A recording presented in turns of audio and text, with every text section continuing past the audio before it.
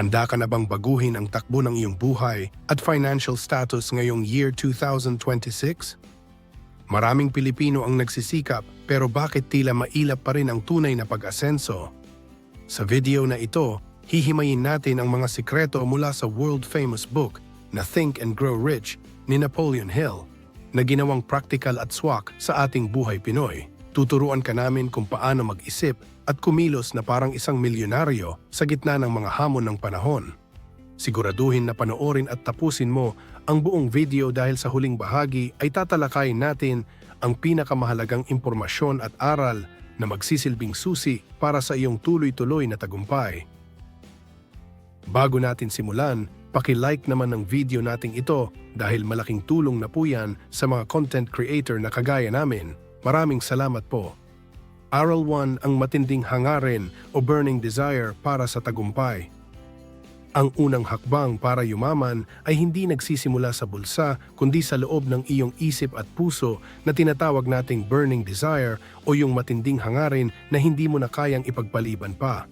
Sa librong Think and Grow Rich ni Napoleon Hill, binibigyang diin na ang paghahangad ng pera o tagumpay ay dapat lumampas sa simpleng sana o wish lang dahil ang pag-asa na swertihin ay hindi sapat na pundasyon para sa seryosong pag-asenso. Para sa ating mga ka-tips, ito yung pakiramdam na pagod ka na sa kasalukuyang sitwasyon mo at handa ka nang gawin ang lahat para mabago ang takbo ng buhay mo at ng pamilya mo sa legal na paraan. Kailangan mong maging specific at malinaw kung ano ba talaga ang gusto mong makuha dahil ang malabong pangarap ay nagre-resulta rin sa malabong resulta, kaya dapat ay alam mo ang eksaktong direksyon na tatahakin mo. Isipin mo na ang desire na ito ay parang gasolina na magpapatakbo sa makina ng iyong pagsisikap, lalo na kapag dumarating ang mga pagkakataon na parang gusto mo nang sumuko sa hirap ng buhay. Upang maging praktikal ang iyong hangarin, kailangan mong itakda ang eksaktong halaga ng pera na gusto mong kitain o ipunin sa iyong bank account o digital wallet. Huwag mong sabihin na gusto mo lang maging rich o yumaman, kundi sabihin mo sa sarili mo na ang goal ko ay kumita ng extra 100,000 pesos o kaya ay 500,000 pesos bago matapos ang taon. Ang pagkakaroon ng definite amount ay nagbibigay sa iyong utak ng target na kailangang tamaan at hindi ito basta-basta nagbabago depende sa mood mo o sa sitwasyon ng ekonomiya. Kapag mayroon kang specific number in mind, mas madali mong maiisip kung anong klaseng trabaho, business, or side hustle ang kailangan mong pasukin para maabot ang figure na iyon. Isulat mo ang numerong ito sa isang papel at ilagay sa lugar na lagi mong nakikita para paulit-ulit itong tumatak sa iyong subconscious mind at maging bahagi na ng iyong daily reality. Pangalawa sa mga actionable steps ay ang pagtukoy kung ano ang handa mong ibigay o isakripisyo kapalit ng perang gusto mong makuha dahil sa mundong ito ay walang bagay na libre o something for nothing. Hindi pwedeng gusto mo lang yumaman pero ang routine mo ay puro panonood lang ng kung ano-ano sa social media o pagtulog ng mahabang oras tuwing weekend na wala namang productivity. Itanong mo sa sarili mo kung handa ka bang magbawas ng 2 oras sa panonood ng K-drama o paglalaro ng video games para ilaan ang oras na iyon sa pag-aaral ng bagong high-income skill o pagbabantay sa iyong maliit na negosyo.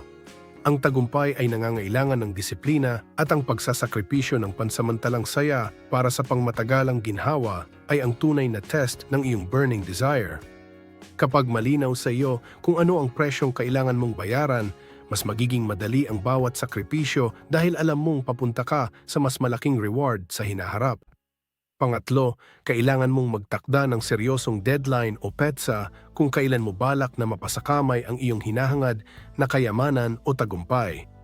Ang deadline ay nagsisilbing pressure na positibo dahil pinipilit nito ang iyong isip na gumalaw ng mabilis at iwasan ang tinatawag nating procrastination o yung ugali nating mga Pinoy na mamaya na lang o bukas na lang. Isipin mo na ang deadline na ito ay parang schedule ng flight mo o kaya ay deadline ng bayarin sa kuryente na hindi mo pwedeng takasan kaya kailangan mong mag-effort bago pa na dumating ang petsang iyon. Halimbawa, itakda mo na by December 31 of this year ay dapat nakuha mo na ang iyong target amount o naipatayo mo na ang iyong mini cafe o online shop. Ang pagkakaroon ng petsa ay nagbibigay ng sense of urgency na magpapaalis sa iyong katamaran at magbibigay sa iyo ng disiplina na kumilos araw-araw kahit gaano pa kaliit ang iyong progress. Sa huling bahagi ng pagbuo ng iyong burning desire, kailangan mong gumawa ng isang malinaw at detalyadong plano kung paano mo isasagawa ang iyong hangarin at simulan mo agad ito kahit pakiramdam mo ay hindi ka pa 100% ready. Huwag mong hintayin na maging perfect ang lahat ng conditions o magkaroon ka ng malaking capital bago ka gumalaw dahil ang pinakaimportanteng bahagi ng plano ay ang pagsisimula o taking the first step. Kung ang plano mo ay magtayo ng food business, simulan mo na mag-research ng suppliers o mag-test ng recipe mo kahit sa maliit na puhunan muna para makita mo ang reaction ng market. Isulat mo ang planong ito kasama ang iyong target amount, sakripisyo at deadline sa isang statement at basahin mo ito ng malakas twice a day tuwing paggising sa umaga at bago matulog sa gabi. Sa pamamagitan ng paulit-ulit na pagbigkas at pagpapanatili ng focus sa iyong hangarin, unti-unti mong mapapansin na ang iyong kilos at desisyon ay kusang pumapanig sa iyong pangarap hanggang sa ito ay maging katotohanan na. Aral 2. Ang pananalig o faith na gagabay sa iyong pag-asenso. Ang pangalawang prinsipyo ni Napoleon Hill ay ang pagkakaroon ng faith o matinding pananalig na ang iyong mga pangarap ay magkakatotoo sa tamang panahon at pagkakataon. Para sa ating mga katips, ang faith ay hindi lang tungkol sa relihiyon, kundi ito ay ang state of mind kung saan sigurado ka sa iyong tagumpay kahit hindi mo pa ito nakikita sa iyong paligid o sa iyong wallet sa ngayon. Ito ay ang kakayahan mong maniwala na ang iyong burning desire ay posible at ang universo o ang Panginoon ay gagawa ng paraan para ibigay sa iyo ang mga resources na kailangan mo. Kapag mayroon kang matibay na pananalig, nawawala ang takot at duda na siyang numero unong kalaban ng kahit sinong negosyante o empleyadong gustong umangat sa buhay. Ang faith ay nagsisilbing tulay sa pagitan ng iyong imahinasyon at ng realidad, kaya dapat ay sanayin mo ang iyong isip na laging tumingin sa positibong anggulo ng bawat sitwasyon na darating sa iyo. Isang praktikal na paraan para mapalakas ang iyong faith ay ang paggamit ng tinatawag nating affirmations o ang paulit-ulit na pagsasabi ng mga positibong salita tungkol sa iyong sarili at sa iyong kinabukasan. Sa halip na sabihin mo na mahirap lang kami o wala akong swerte sa buhay, dapat mong itanim sa iyong isip na ako ay magaling sa aking ginagawa at ang pera ay madaling dumadaloy sa akin araw-araw. Isulat mo ang mga linyang ito sa iyong cellphone o sa isang maliit na notebook at basahin mo ito ng may emotion tuwing paggising mo sa umaga para ma-program ang iyong utak sa tagumpay. Ang ating subconscious mind ay hindi marunong kumilala kung ano ang totoo o hindi, kaya kung paulit-ulit mong sasabihin na ikaw ay matagumpay, unti-unti itong maniniwala at gagawa ng paraan para magkatotoo ang iyong sinasabi. Ang pagiging positibo ay hindi pagiging delusional, kundi ito ay ang paghahanda ng iyong mentalidad para sa mga darating na oportunidad na hindi nakikita ng mga taong puro reklamo lang ang alam.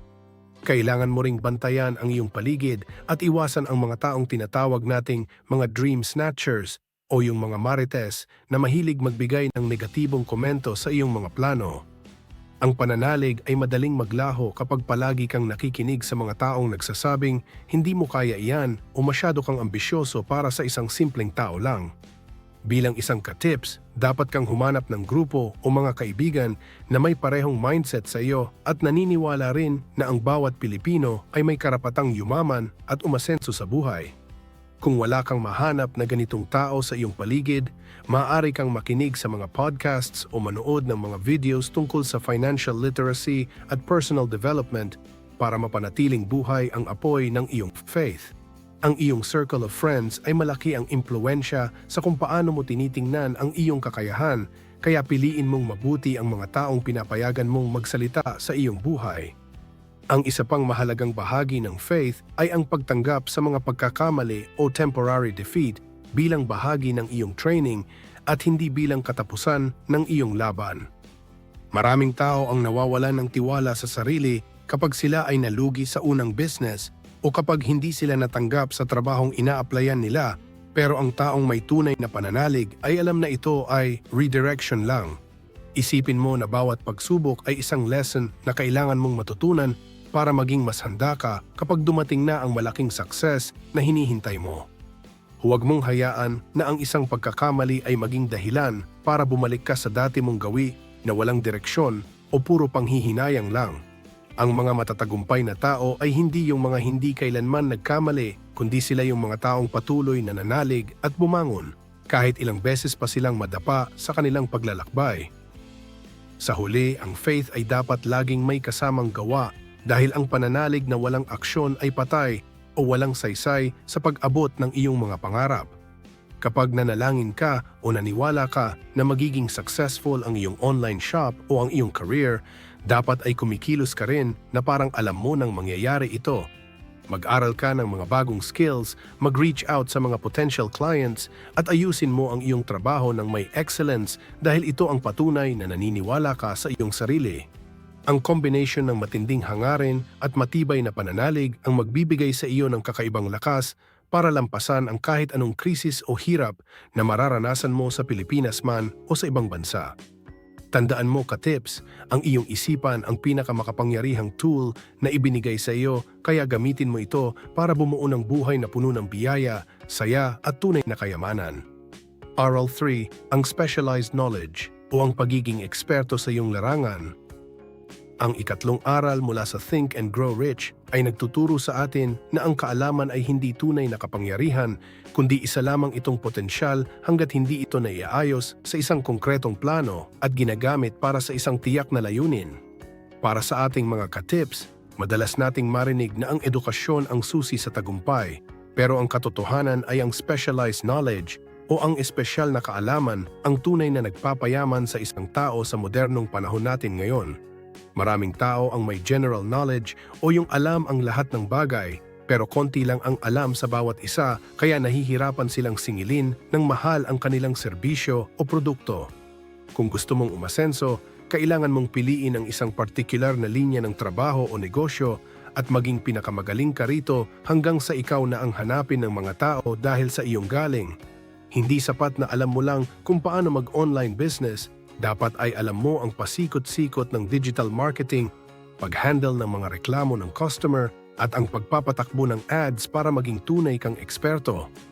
Ang pagkakaroon ng specialized knowledge ay hindi nangangahulugan na kailangan mong bumalik sa kolehiyo o kumuha ng mamahaling kurso dahil sa panahon natin ngayon ay napakaraming paraan para matuto ng libre o sa murang halaga.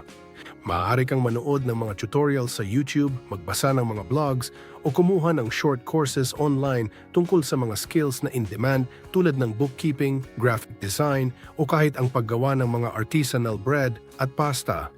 Ang mahalaga ay magkaroon ka ng disiplina na maglaan ng oras araw-araw para mag-aral at hasain ang iyong kakayahan sa napili mong niche o kategorya.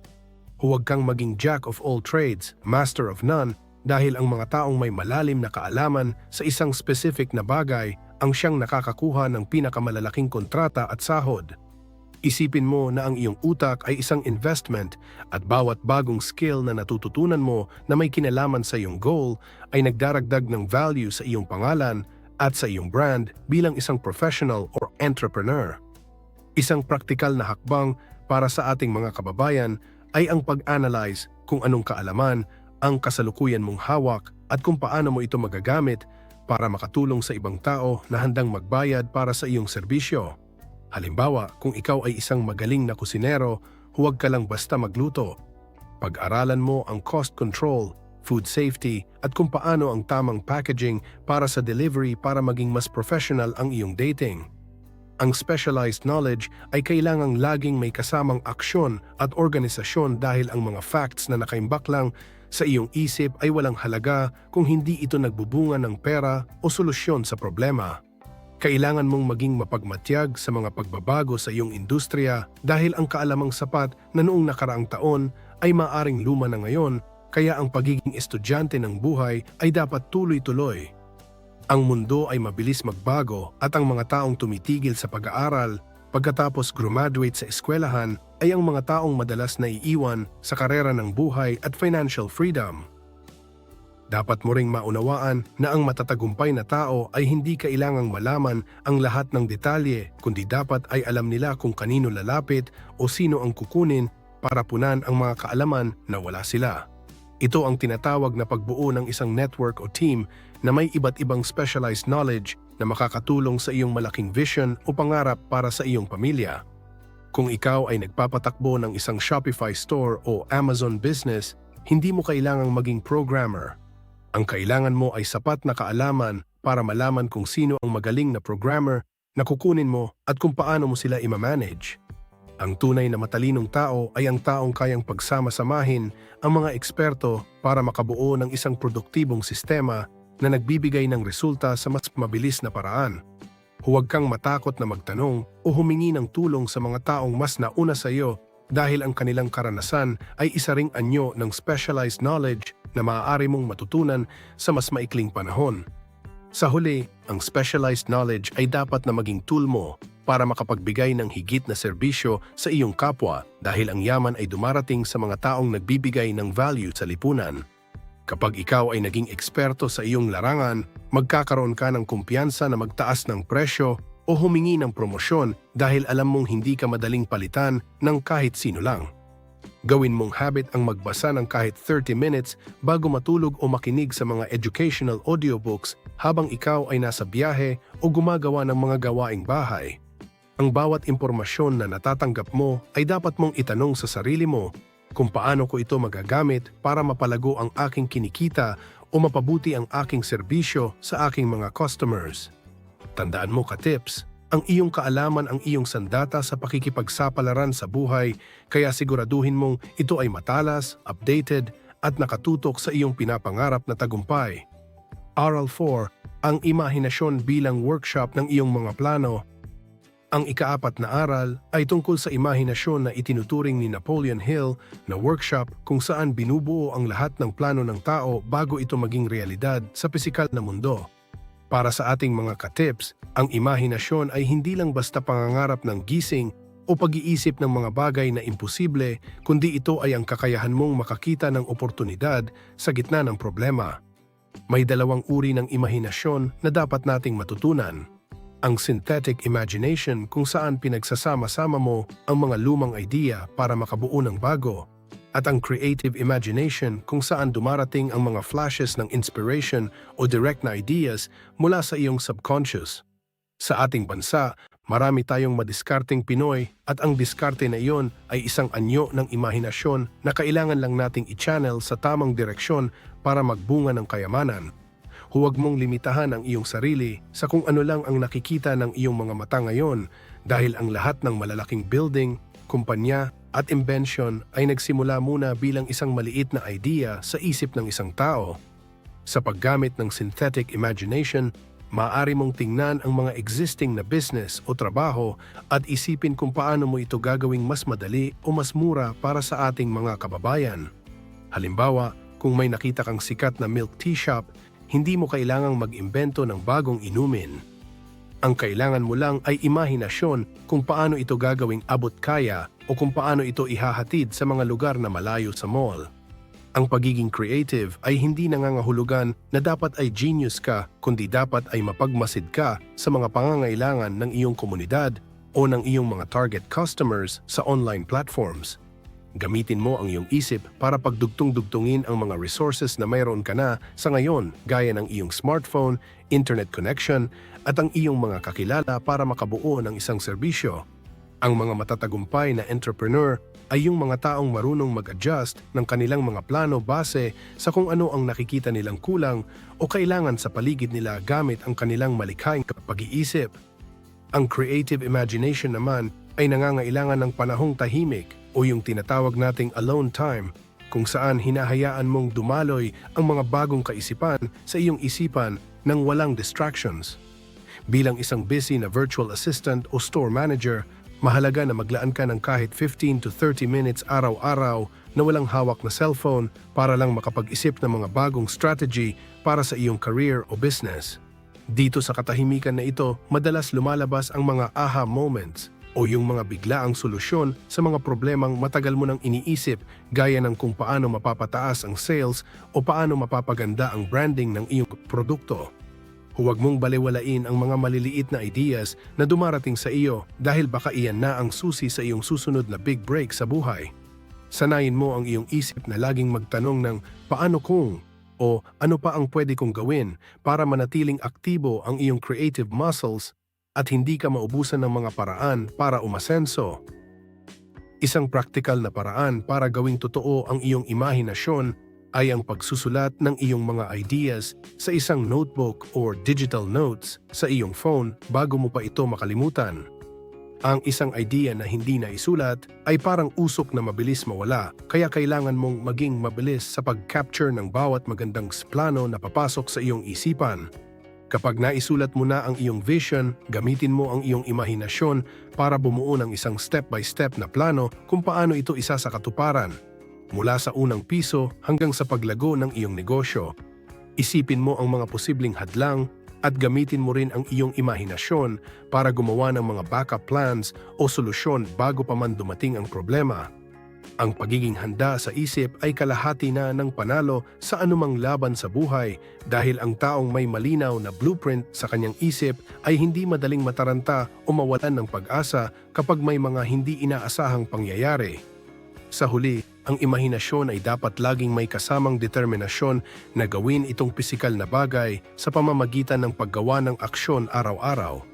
Hindi sapat na maganda ang plano mo sa isip kung nananatili lang itong drawing o pangarap, kaya kailangan mong simulan ang pag-execute sa iyong mga ideas kahit sa maliit na paraan muna.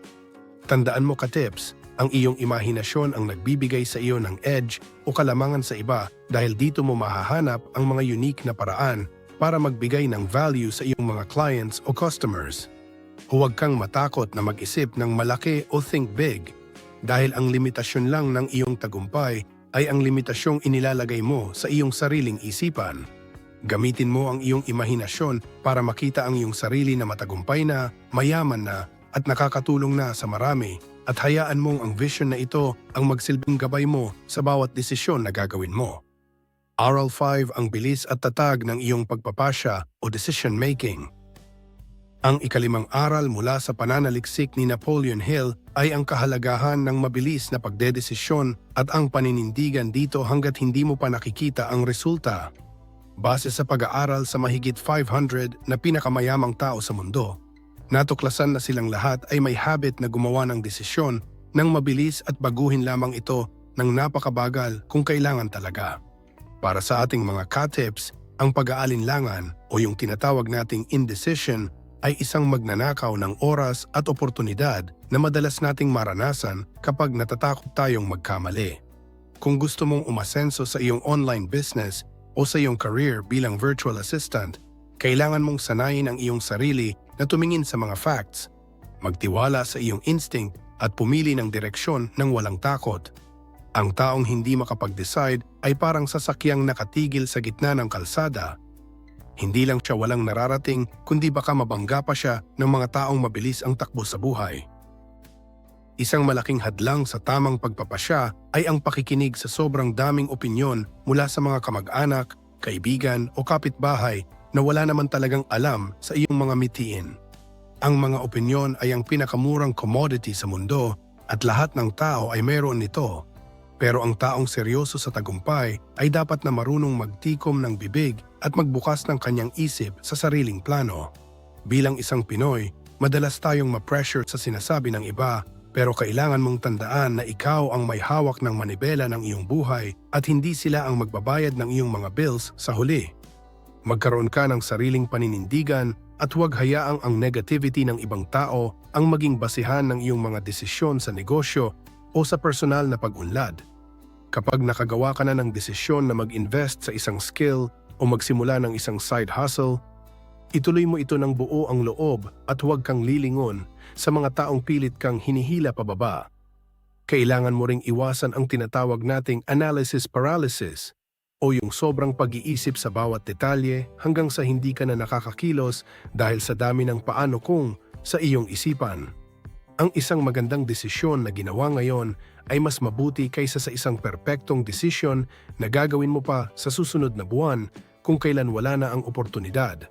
Sa mundo ng e-commerce o digital marketing, ang bilis ay isang malaking advantage, kaya dapat ay marunong kang mag-adjust on the fly sa halip na maghintay ng perpektong timing. Walang perpektong pagkakataon sa buhay. Ang kailangan mo lang ay sapat na impormasyon para makagawa ng initial move. At doon mo na lang ayusin ang mga maliliit na detalye habang naglalakbay ka. Ang pagiging decisive ay isang muscle na kailangang i-exercise araw-araw simula sa maliliit na bagay, gaya ng kung anong uunahin mong task sa umaga hanggang sa malalaking financial decisions. Kapag nakagawa ka na ng isang desisyon, maging matigas ka o mabilis sa pag-reject sa mga distractions na sumasalungat sa iyong pangunahing layunin o goal.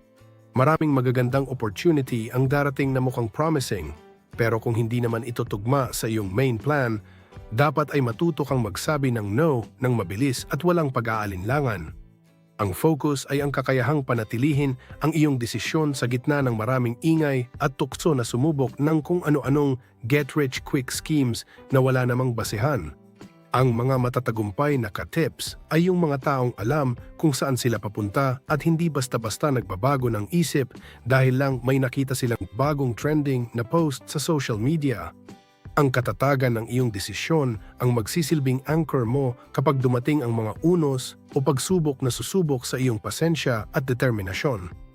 Sa huli, ang pagpapasya ay tungkol sa pagkuha ng responsibilidad sa iyong sariling buhay at sa pagtanggap na bawat desisyon ay may kaakibat na panganib o risk. Huwag kang matakot na magkamali sa iyong desisyon dahil ang bawat maling pasya ay isang lesson na magpapatibay sa iyong susunod na hakbang sa hinaharap. Ang masama ay ang hindi pagpapasya dahil ito ay sumisira sa iyong momentum at naglalagay sa iyo sa isang estado ng stagnation o pagka-stuck sa isang lugar na hindi mo naman gusto.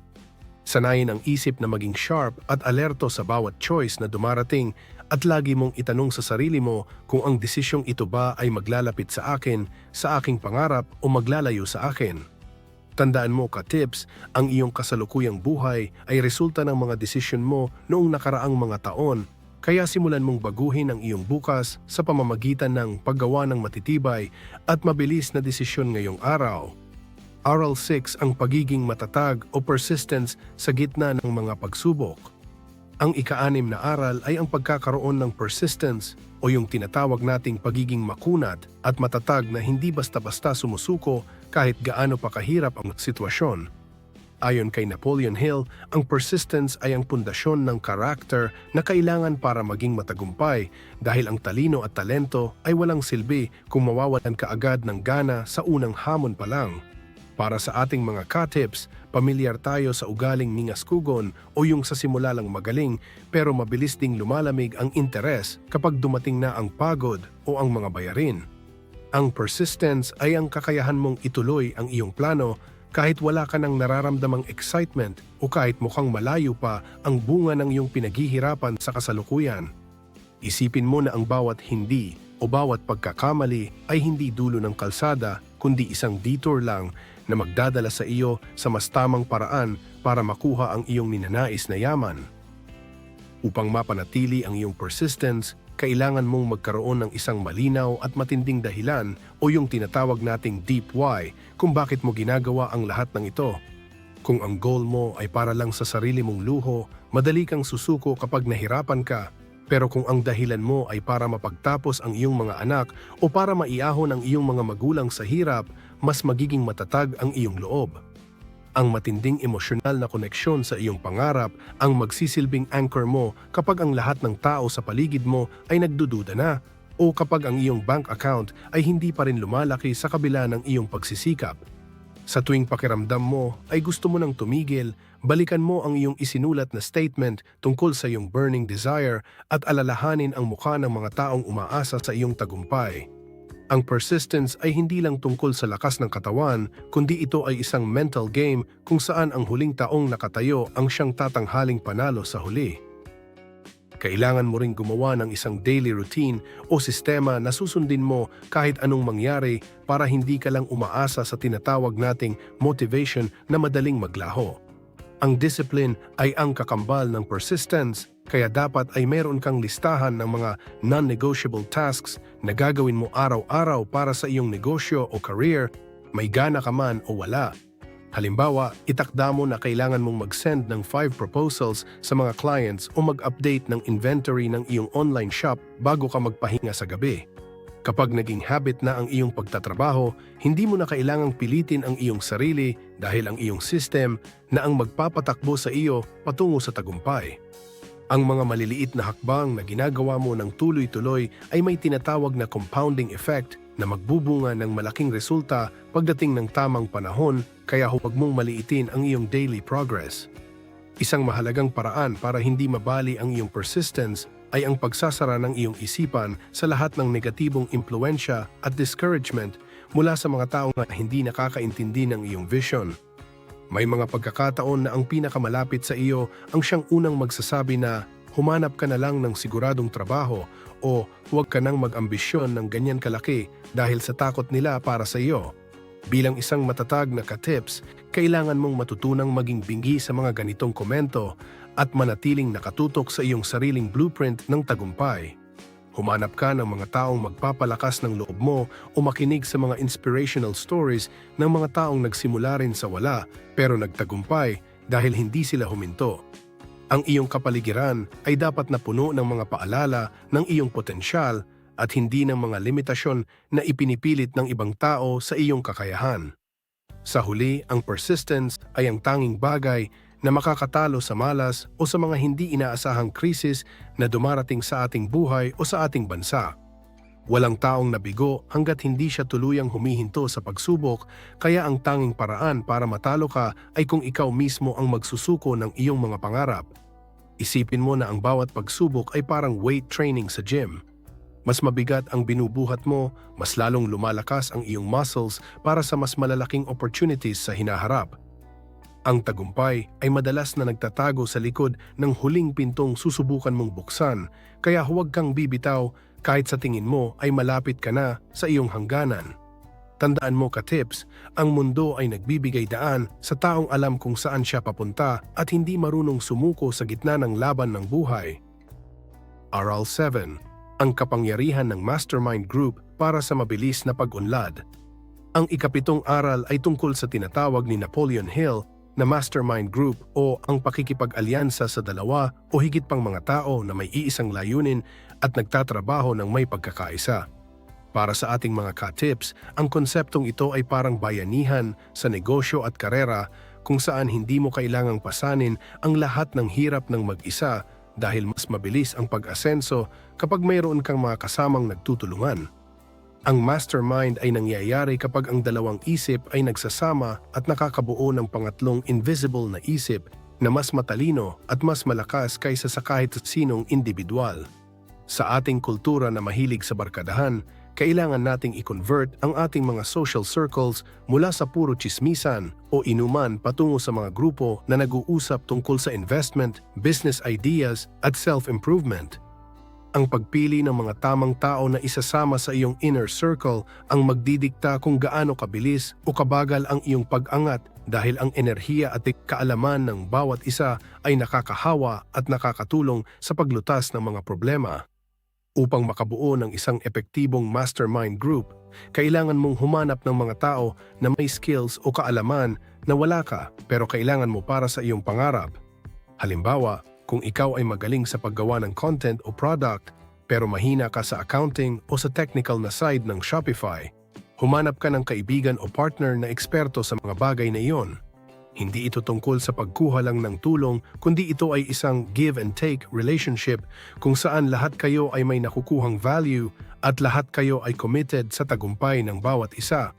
Ang pagkakaroon ng mga kasamang mas magaling sa iyo sa ibang aspeto ay hindi nakakahiya, kundi ito ay isang matalinong strategy para mapunan ang iyong mga kahinaan at mapalakas ang iyong overall na output.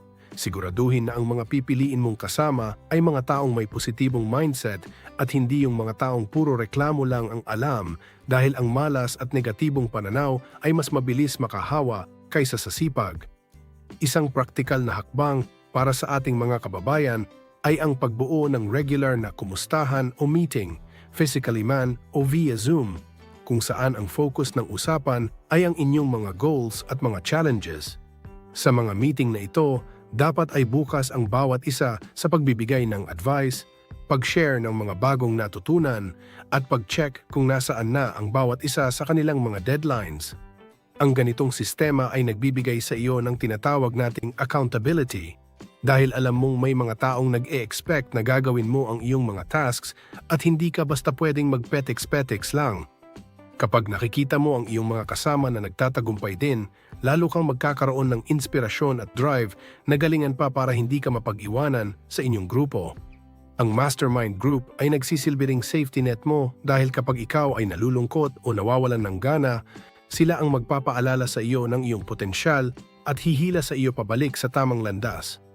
Kailangan ding maging malinaw ang pagkakaisa o harmony sa loob ng inyong grupo dahil ang kahit anong inggitan o hidden agenda ay sisira sa kapangyarihan ng inyong mastermind. Dapat ay nangingibabaw ang respeto at ang kagustuhan na makitang umasenso ang bawat isa ng walang lamangan o dayaan sa bawat transaksyon. Bilang isang ka-tips, kailangan mong maging tapat sa iyong mga partner at laging isipin ang win-win na situation para maging pangmatagalan ang inyong samahan at suportahan. Kung may nararamdaman kang hindi maganda sa isang member, mas mabuting pag-usapan ito agad ng maayos para hindi ito maging hadlang sa inyong progress bilang isang team. Ang tunay na kayamanan ay hindi lang nabubuo sa pera kundi sa kalidad ng mga relasyon na nabubuo mo habang papunta ka sa itaas ng tagumpay. Sa huli, ang paggamit ng mastermind group ay ang pinakamabilis na shortcut para makamit ang yaman na iyong hinahangad dahil pinagsasama nito ang lakas, talino at resources ng maraming tao sa iisang layunin. Huwag mong pilitin na maging lone wolf o yung taong gustong gawin ang lahat ng mag-isa dahil mapapagod ka lang at limitado lang ang iyong mararating sa ganoong paraan. Buksan mo ang iyong sarili sa pakikipag-collaboration sa ibang mga entrepreneurs o professionals at tignan mo kung paano luluwang ang iyong mundo at dadami ang iyong mga opportunities. Ang mga pinakamalalaking kumpanya sa mundo ay hindi binuo ng isang tao lang kundi ng isang grupo ng mga taong may iisang vision at nagtutulunganan para matupad ito. Tandaan mo ka-tips, mas masarap kumain ng tagumpay kapag meron kang mga kasamang naging bahagi ng iyong paglalakbay mula sa simula hanggang sa rurok ng iyong pangarap. Aral 8. Ang pag-program sa iyong subconscious mind para sa kusa at tuloy-tuloy na tagumpay. Ang ikawalong aral at ang huling bahagi ng ating paglalakbay sa mga prinsipyo ni Napoleon Hill ay ang pag-unawa sa kapangyarihan ng subconscious mind o ang bahagi ng iyong isip na hindi natutulog at laging nakikinig sa iyong mga sinasabi. Para sa ating mga ka-tips, isipin mo na ang iyong subconscious ay parang isang matabang lupa. Kahit anong itanim mo rito, mabuti man o masama, ay siguradong tutubo at magbubunga sa iyong buhay. Kung ang palagi mong itinatanim ay takot, reklamo, o ang paniniwalang hanggang dito ka na lang, iyan ang aanihin mong realidad, araw-araw nang hindi mo namamalayan.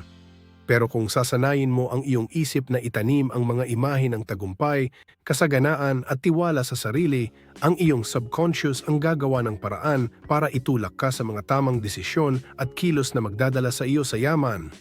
Ang layunin natin dito ay gawing automatic ang pagiging positibo at produktibo hanggang sa hindi mo na kailangang pilitin ang sarili mong magsikap dahil ito na ang iyong default setting. Upang ma-program ng tama ang iyong subconscious, kailangan mong maging maingat sa iyong tinatawag na mental diet o ang mga impormasyong pinapapasok mo sa iyong isipan mula sa social media, balita at mga usapan. Sa ating bansa, madaling malunod sa mga negatibong balita o mga drama sa paligid na nagbibigay sa atin ng stress at takot na baka hindi tayo makaasenso dahil sa hirap ng buhay. Bilang isang seryosong ka-tips, dapat mong limitahan ang panonood ng mga bagay na walang kinalaman sa iyong goal at palitan ito ng mga educational videos, podcasts at mga libro na nagpapalawak ng iyong pananaw.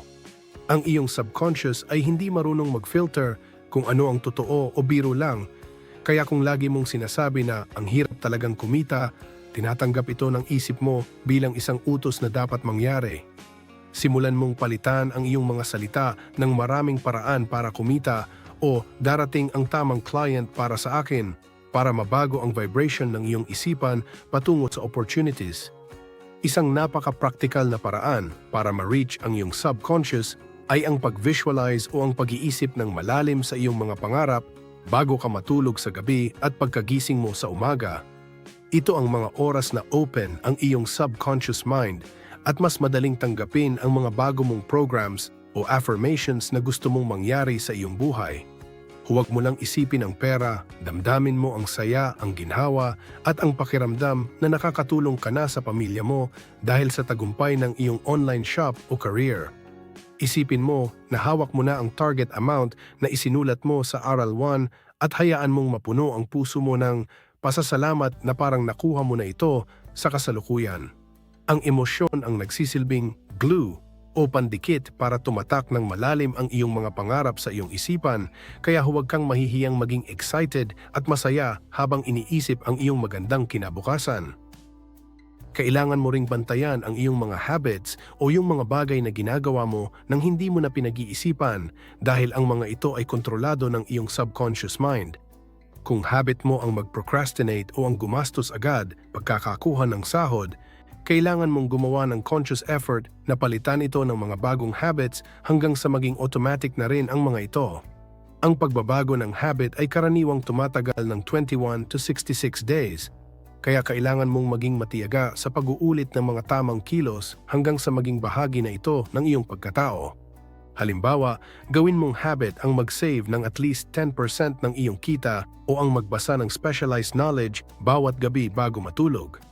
Kapag naitanim mo na ang mga tamang habits sa iyong subconscious, hindi mo na kailangang gamitin ang sobrang willpower para maging disiplinado dahil kusa na itong gagawin ng iyong system para sa iyo. Sa huli, ang pag-control sa iyong subconscious mind ay ang pinakamataas na anyo ng mastery sa sarili dahil dito nagmumula ang lahat ng iyong inspirasyon, lakas ng loob, at mga brilliant ideas. Kapag ang iyong conscious mind o yung bahagi ng isip na nag-iisip ngayon ay aligned o kaisa ng iyong subconscious, walang limitasyon ang kaya mong maabot bilang isang Pinoy entrepreneur o professional. Tandaan mo ka-tips, ikaw ang captain ng iyong barko at ang iyong subconscious ang engine room na magdadala sa iyo sa dulo ng iyong paglalakbay kung alam mo kung paano ito patakbuhin. Huwag kang papayag na ang mga lumang programming ng kahirapan at takot ang magdikta ng iyong bukas dahil may kapangyarihan kang baguhin ang iyong tadhana sa pamamagitan ng pagbabago ng iyong iniisip. Gamitin mo ang lahat ng 8 aral na ito, maging matatag ka at maniwala ka na ang tagumpay ay hindi lang para sa iba kundi ito ay para sa iyo rin dahil ikaw ay sadyang nilikha para magtagumpay at maging biyaya sa mundo. Bilang pagtatapos, ka-tips, ang 8 aral na ito mula sa Think and Grow Rich ay hindi lamang simpleng payo, kundi isang konkretong mapa patungo sa iyong tagumpay ngayong 2026. Tandaan mo na ang tunay na yaman ay nagsisimula sa isang matinding hangarin na sinamahan ng matibay na pananalig at pagiging eksperto sa iyong napiling larangan. Gamitin ang iyong imahinasyon para gumawa ng mga malikhaing plano at huwag matakot na magdesisyon ng mabilis at manindigan dito ng may persistence kahit anong hirap ang dumating.